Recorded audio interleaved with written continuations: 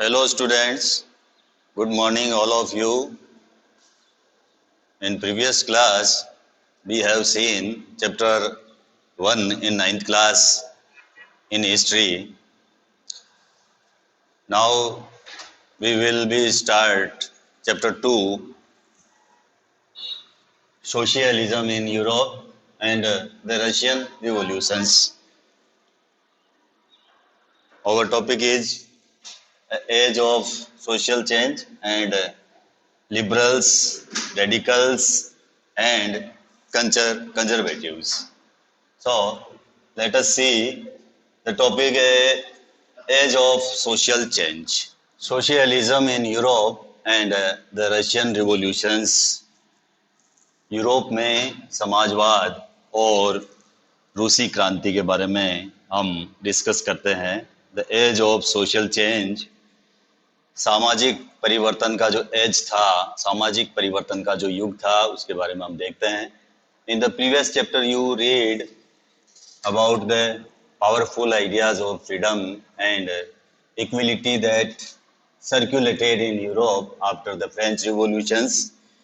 जैसे कि in the previous chapter you read, आपने read किया है about the powerful ideas of freedom and equality.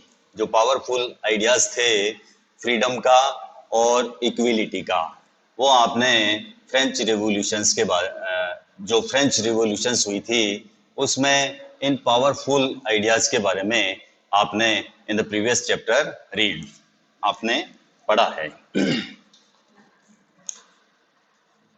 The French revolutions opened up the possibility of creating a dramatic change in the way in which society was structured. फ्रांसीसी क्रांति ने सामाजिक संरचना के क्षेत्र में बहुत कुछ परिवर्तन की संभावनाओं को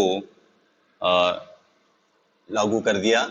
एज यू हैव रीड, जैसा कि आपने रीड किया है, before the 18th century society was broadly divided into estates. जैसा कि आपने पहले पढ़ा था, फ्रेंच रिवॉल्यूशंस में हमने पढ़ा था 18th सेंचुरी में सोसाइटी जो थी वो ब्रॉडली डिवाइडेड थी इन एस्टेट्स में एंड ऑर्डर्स में. ऑर्डर्स एंड एस्टेट्स में जो सोसाइटी थी वो डिवाइडेड थी and it was the aristocracy and church which controlled economic and social power. इसके अलावा सोशल पावर और इकोनॉमिक जो कंट्रोल था वो एरिस्टोक्रेसी का था और चर्च का था. चर्च और एरिस्टोक्रेसी के ऊपर समाज की जो आर्थिक और सामाजिक जो पावर थी वो चर्च के पास में थी, एरिस्टोक्रेसी के पास में थी. सडनली आफ्टर द रिवॉल्यूशंस, लेकिन रिवॉल्यूशंस के बाद में it seemed possible to change this, लेकिन रिवॉल्यूशंस के बाद में इस स्ट्रक्चर को जो है बदलना संभव नजर आ रहा था. In many parts of the world including Europe and Asia, Asia और यूरोप के अलावा in many parts of the world new ideas about individual rights and who controlled social power began to be discussed. विश्व के बहुत सारे parts में, Europe में और एशिया में, एक तो इंडिविजुअल राइट्स और दूसरा कि सोशल स्ट्रक्चर्स के ऊपर किसका कंट्रोल हो, इसके ऊपर डिस्कस चालू हो गई, इसके ऊपर डिबेट चालू हो गई कि जो इंडिविजुअल राइट्स है और जो सोशल पावर्स है उनका कंट्रोल कौन करे, इसके ऊपर डिस्कस होना चालू हो गया. इन इंडिया, भारत में भी, Raja Ram Mohan Roy and Derozio talked of the significance of the French revolutions. इसके अलावा भारत में राजा राम मोहन राय और डेरोजियो, इन्होंने भी फ्रेंच रिवॉल्यूशंस का सिग्निफिकेंस बताया and many others debated the ideas of post revolutionary Europe. इसके अलावा और भी बहुत सारे लोग रिवॉल्यूशंस के बाद में यूरोप की स्थिति के बारे में सोचने लगे.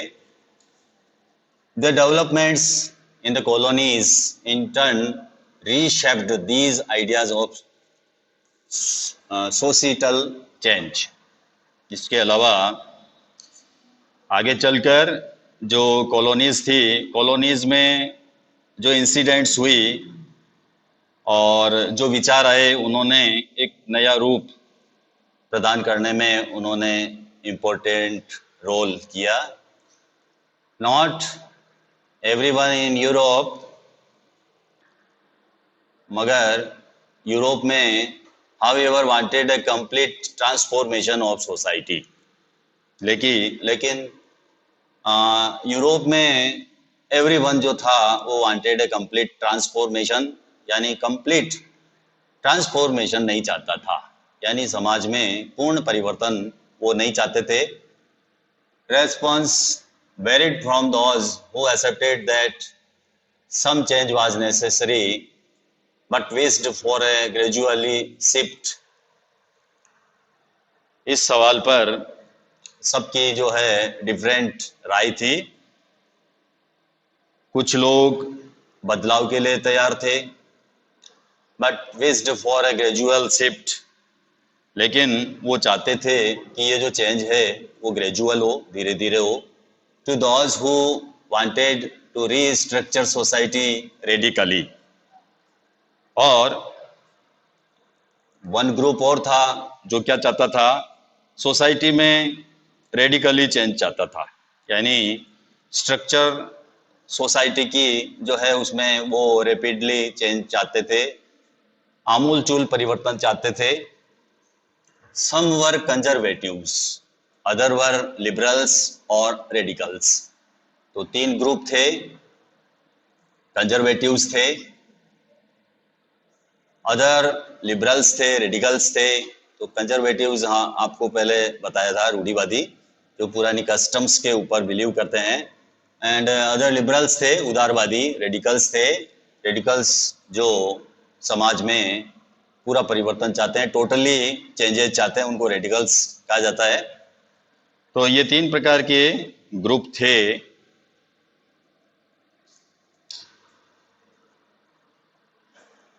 What did these terms really mean in the context of the time? What separated these trends of politics and what linked them together? तो उस समय के अगर संदर्भ में हम देखें तो इन वर्ड्स का क्या मतलब था. इन वर्ड्स का मतलब था कि राजनीति की इन घटनाओं में क्या फर्क थे, कौन सी बातें ऐसी थी जो लिंक्ड देम टुगेदर, जिनमें समानता थी. We must remember that these terms do not mean the same thing in all context और ऑल टाइम्स. हमें ये ध्यान रखना चाहिए कि इन वर्ड्स का अर्थ हर काल में और परिवेश में एक नहीं था. All context and all times में इन वर्ड्स का मीन सेम नहीं था. We will look briefly at some of the important political traditions of the 19th century. 19th century में कुछ महत्वपूर्ण पॉलिटिकल ट्रेडिशंस के बारे में हम अध्ययन करेंगे. And see how the influenced change, और ये भी देखेंगे कि उन्होंने परिवर्तन के ऊपर किस प्रकार प्रभाव डाला. Then we will focus on one historical events in which there was an attempt at a radical transformation of society. और उसके बाद में हम ऐतिहासिक घटना के ऊपर भी अपना ध्यान केंद्रित करेंगे जिसमें समाज के रेडिकल पुनर्गठन का एक गंभीर प्रयास किया गया, वो भी हम देखेंगे. Through the revolutions in Russia, socialism became one of the most significant and powerful ideas to shape society in the 20th century. समाजवाद 20वीं सदी का स्वरूप तय करने वाले सबसे महत्वपूर्ण और सबसे शक्तिशाली विचारों की श्रृंखला का ये हिस्सा बन गया था, socialism. Liberals, radicals and conservatives, तीनों के बारे में देख लेते हैं. सबसे पहले लिबरल्स कौन थे, फिर रेडिकल्स कौन थे, कंजर्वेटिव्स कौन थे. तो one of the group which looked change society were the liberals. एक ग्रुप वो था लिबरल्स का समाज परिवर्तन के जो सपोर्टर थे उसमें एक समूह उदारवादियों का था। लिबरल्स क्या चाहते थे? लिबरल्स वांटेड अ नेशन, इस प्रकार का नेशन चाहते थे विच टॉलरेटेड ऑल रिलीजन, जिसमें सभी धर्मों को समान नजरिए से देखा जाए, समान महत्व हो, समान आदर प्राप्त हो, इस प्रकार का नेशन लिबरल्स चाहते थे। We should remember that at this time European states usually discriminated in favour of one religion. तो इस समय आप जानते होंगे कि यूरोप के देशों में प्राय किसी एक धर्म को ही ज्यादा महत्व दिया जाता था। ये पहले यूरोप के बारे में हमने पढ़ा था कि उस समय जो वन रिलीजन्स था उसको ज्यादा तवज्जो दी जाती थी, उसको ज्यादा रेस्पेक्ट दिया जाता था। और another Britain favoured the church of England, इसके अलावा ब्रिटेन की सरकार चर्च का सपोर्ट करती थी। Austria and Spain favoured the Catholic church, इसके अलावा ऑस्ट्रिया और स्पेन जो फेवर करते थे वो कैथोलिक चर्च का करते थे, कैथोलिक चर्च को मानते थे Austria and Spain. Liberals also oppose the uncontrolled power of dynastic rulers, इसके अलावा लिबरल्स और किसका ओपोज करते थे? Uncontrolled power of dynastic rulers, जो डायनेस्टिक रूलर्स थे, जो वंशानुगत जो सत्ता थी, उनका जो पावर था, उनके ऊपर जो अनकंट्रोल था, उनका भी वो अपोज करते थे। लिबरल्स उदारवादी, उदारवादी क्या करते थे? उदारवादी वंश आधारित शासकों की अनियंत्रित सत्ता के भी विरोधी थे। Uncontrolled power of dynastic rulers के वो अपोज में थे। और क्या चाहते थे? They wanted to safeguard the rights of individuals against governments, governments के अगेंस्ट इंडिविजुअल्स के जो राइट्स थे उनकी सुरक्षा चाहते थे। लिबरल्स क्या चाहते थे? लिबरल्स सरकार के समक्ष व्यक्ति मात्र के जो अधिकार थे, जो राइट्स ऑफ इंडिविजुअल्स थे, उनका वो सेफ गार्ड चाहते थे, सुरक्षा चाहते थे। इसके अलावा they urged for a representative elected parliamentary government subject to law interpreted by a well trained judiciary that was independent of rulers and officials. इसके अलावा वो क्या चाहते थे? उनका कहना था कि सरकार को इंडिविजुअल्स के राइट्स का हनन नहीं करना चाहिए, एक बात तो यह है, और उन्हें छीनने का भी गवर्नमेंट को हक नहीं है। इसके अलावा वो मानते थे कि रिप्रेजेंटेटिव के ऊपर आधारित एक ऐसी निर्वाचित सरकार के पक्ष में वो थे, जिनको चुना जाए, इस प्रकार की पार्लियामेंट्री गवर्नमेंट वो चाहते थे, इलेक्टेड पार्लियामेंट्री गवर्नमेंट के फेवर में थे। However they were not Democrats, हालांकि वो लोकतंत्रवादी नहीं था, ये जो समूह था ये लोकतंत्रवादी नहीं था। They did not believe in an universal, they did not believe in universal adult franchise, वो यूनिवर्सल एडल्ट फ्रेंचाइज में बिलीव करने वाले नहीं थे। That is the right of every citizens to vote, इसके अलावा सभी नागरिकों को वोट के अधिकार के पक्ष में भी वो नहीं थे। द फेल्ट, वो महसूस करते थे, men of property mainly should have the vote, vote का अधिकार उन्हीं लोगों को होना चाहिए जिनके पास में प्रॉपर्टी है। They also did not want the vote for women, इसके अलावा वो वोमेन्स को वोट देने के खिलाफ भी थे वो, यानी वो महिलाओं को भी वोट का अधिकार देने के पक्ष में नहीं थे। इन कॉन्ट्रास्ट रेडिकल्स, ये तो हमने पढ़ा था लिबरल्स के बारे में, अब हम पढ़ते हैं इन कॉन्ट्रास्ट रेडिकल्स। रेडिकल्स क्या चाहते थे? रेडिकल समूह किस प्रकार के आइडियाज रखते थे? इन कॉन्ट्रास्ट, इसके बदले में radicals wanted a nation in which government was based on the majority of a country's population. तो रेडिकल्स क्या चाहते थे? एक इस प्रकार का नेशन चाहते थे जिसमें गवर्नमेंट बेस हो on the majority of countries population. Countries population जो है यानी देश की जो आबादी है, देश की आबादी के बहुमत के समर्थन पर आधारित गवर्नमेंट को चाहते थे. इस प्रकार का राष्ट्र चाहते थे जिसमें गवर्नमेंट कैसी हो, देश में जो आबादी है उसकी जो मेजोरिटी है उसके द्वारा बनी हुई गवर्नमेंट के पक्ष में थे. Many supported women's suffragette movements.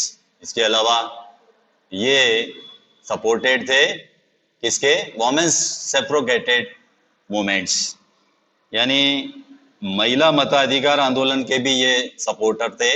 वो चाहते थे कि महिलाओं को राइट टू वोट मिले. रेडिकल्स चाहते थे. Unlike liberals, they oppose the privileges of great landowners.